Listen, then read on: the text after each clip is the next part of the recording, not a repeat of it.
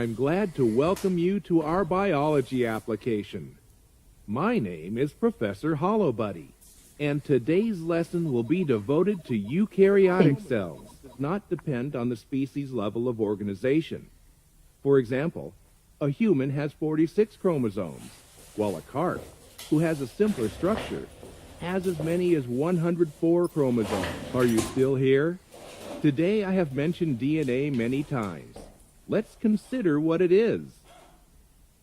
DNA, or deoxyribonucleic acid, is a molecule that contains genetic information and is responsible for the reproduction, storage, and transmission of genetic program of development for all known living organisms.